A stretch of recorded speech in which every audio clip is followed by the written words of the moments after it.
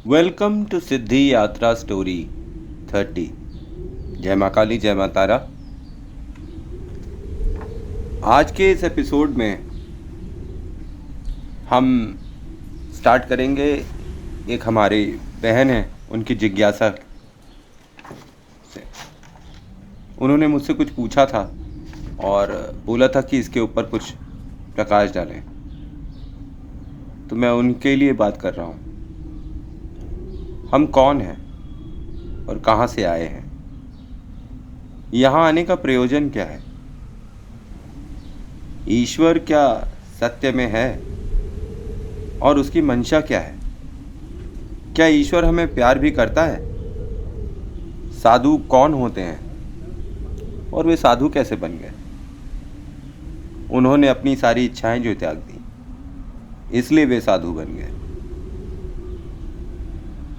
ईश्वर कौन है? ईश्वर एक बड़ा प्रकाश पुंज है। और हम कौन हैं? हम छोटे छोटे कण हैं उसी ईश्वर के, जो एक बड़ा प्रकाश पुंज है। देव, दानव, मनुष्य कौन है? सब एक ही शक्ति पुंज का भाग है। ब्रह्मांड ही हम हैं और स्वयं ही में ईश्वर हैं, या बनने की प्रकृति में असंख्य योनियों में जन्म लेते हैं। हर जन्म में हम कुछ प्रायश्चित करते हैं और कुछ पुण्य, ताकि ईश्वर के कुछ और समीप जा सके। बार बार जीवन मरण के चक्र में हम घूमते रहते हैं। काल का चक्र हमसे कर्म करवाता है, अभी तो चुनाव का अवसर भी देता है। क्या सही है, क्या गलत, ये हम स्वयं जानते हैं। दुख जीवन का वो हिस्सा है जो हमें ईश्वर के और समीप ले जाता है। तो दुख एक प्रायश्चित का मार्ग है हमारे गलत आचरण एवं चुनावों के लिए। सुख में हमें कीर्तन तो होता है, पर दुख में हम जागरण एवं कीर्तन दोनों करते हैं।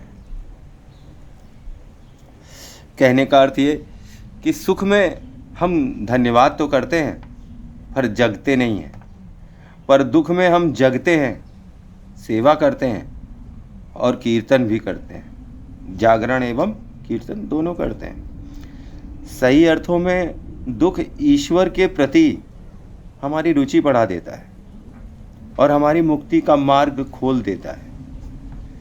इस बात का ज्ञान कि संसार में सब कुछ नश्वर है और जैसे खाली हाथ ईश्वर ने हमें भेजा था, वैसे ही खाली हाथ हमें भुला लेगा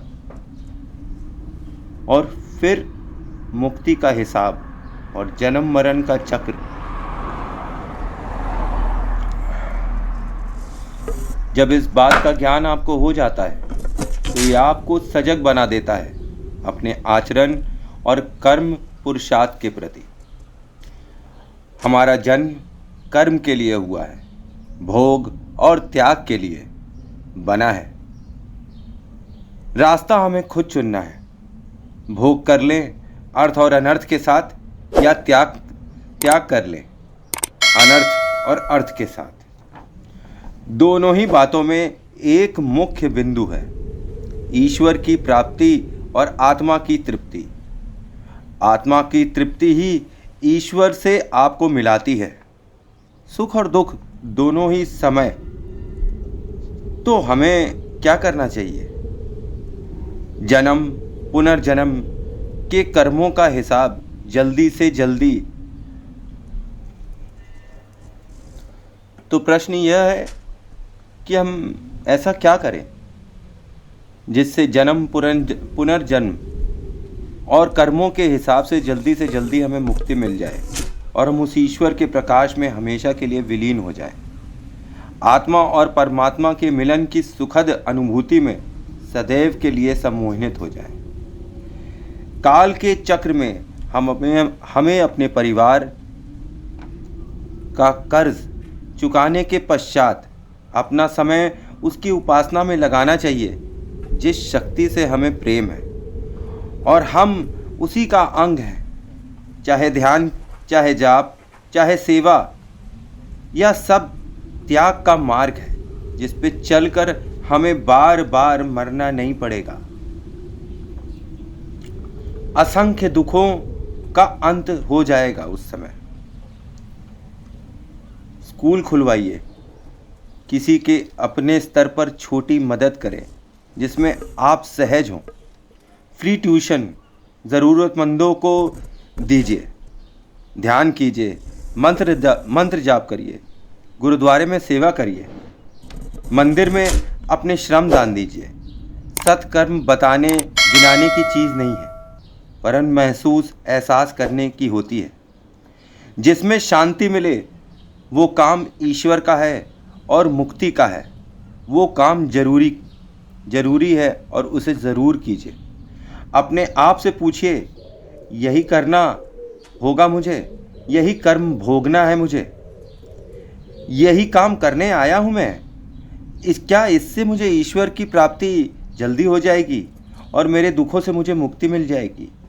सच में इच्छाओं, उम्मीदों का त्याग ही मुक्ति और ईश्वर पाने का सरल मार्ग है, वही जो हमारा मुख्य लक्ष्य है।